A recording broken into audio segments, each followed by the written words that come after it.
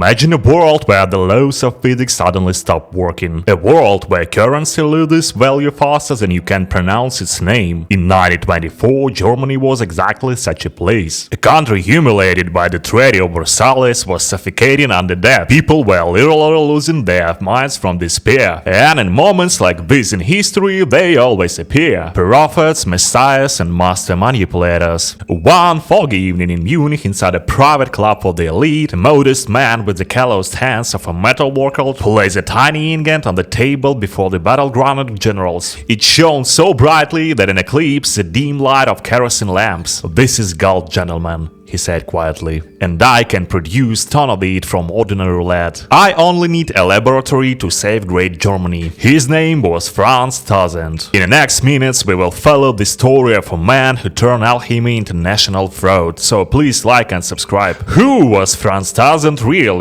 Before becoming the so-called gold maker, he changed many professions. He worked as a tinsmith, spent some time assisting in a chemical laboratory, and took various odd jobs. He had no university education, but he possessed a phenomenal memory and an extraordinary ability to persuade people. While his peers spent evenings in beer halls, Franz studied old books on chemistry and alchemy. In 1922, he published a pamphlet titled 180 Elements, Their Atomic Weights and Their Integration in a Harmonic Period System. In it, Tausend claimed that the periodic table was incomplete. According to this theory, there were many more elements, and metals were complex combinations of basic substances. If you understood the structure, one metal could be transformed into another. In simple terms, lead could become gold, but experiments required money. At first, Tausend attracted small investors, shopkeepers, friends, and minor businessmen. But he was thinking much bigger. He didn't want paper marks that were turned into dust because of inflation. He wanted power. And he knew exactly who in Munich was most eager to believe in miracles. Tausend's ideas attracted the interest of General Erich Ludendorff, one of the most influential military figures in Germany after World War I. Ludendorff believed Germany needed to regain its strength and independence, and the idea of domestic source of gold sounded extremely attractive. Soon an investment group formed around this Tausend, with the mysterious name Society 164. Why 164? In Tausend's system, that was the numerical value assigned to gold in his alternative periodic table. Wealthy individuals began investing in the project. Industrialists, aristocrats, and nationalist politicians. Some historians suggest that people close to the emerging Nazi movement may have supported the project as well,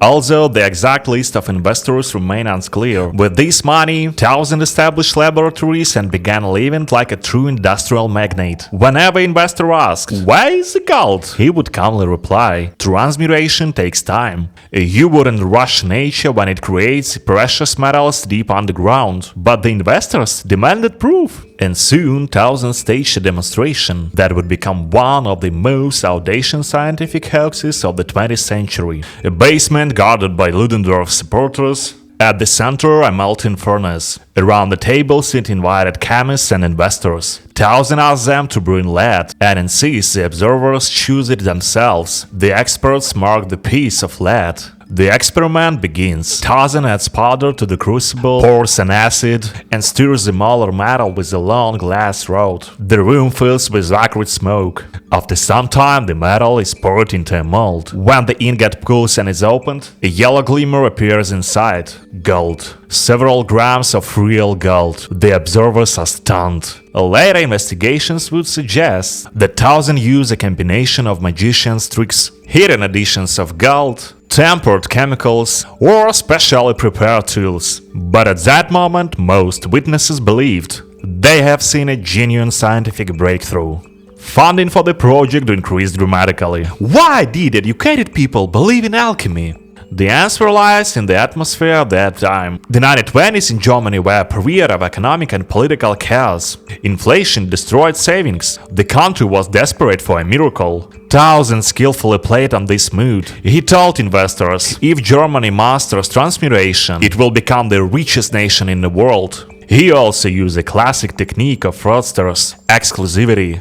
He warned them, if you leave the project now, the technology might end up in other countries. The fear of missing a historical opportunity kept investors pouring in more money. By the late 1920s, Tausend was living like a millionaire.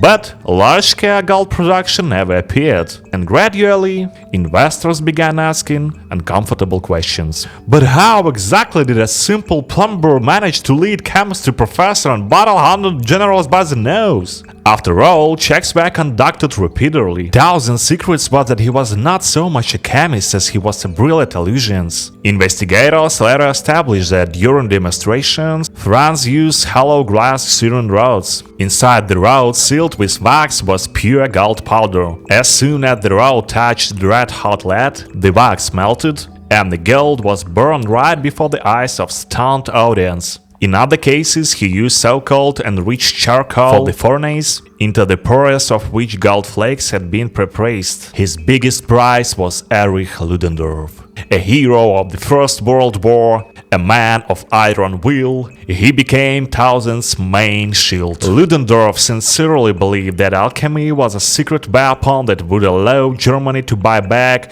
its territories from the Entente without firing a single shot. When rumors of fraud began to spread, Ludendorff shouted in a critic's in a rage, "You are simply non-entities who cannot survive the greatness of the German genius." For the general, admitted Tausend's failure meant admitting his own foolishness. This psychological trap, the fear of looking like a fool, forced investors to bring their last money to France.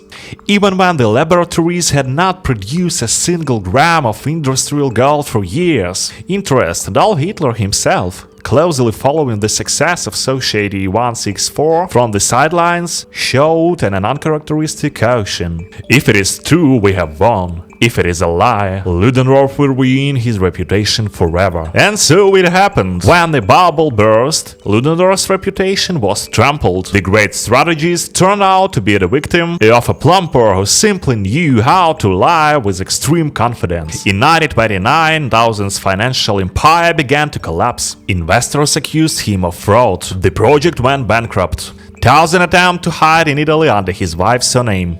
But after a car accident revealing his identity, he was deported back to Germany. The trial became a sensation. Tausend's defense argued, he is not a fraud, he is simply a scientist whose experiments require more time. But investigators proved that no industrial method for the production of gold exists. In 1931, the court found him guilty of fraud. When Tausend was released from prison, the political situation in Germany had already changed dramatically. Adolf Hitler had come to power, but the new regime showed a little interest in the former alchemist. Tausend attempted to engage in various dubious financial schemes, but he never regained his former success. In 1942, Franz Tausend died. His history is not just the story of a fraudster, it is a story about humanity's belief in miracles. People want to believe that wealth can be created from nothing, but every time someone promises gold out of thin air, somewhere nearby, another Franz Tausend is waiting. Not everything that glitters.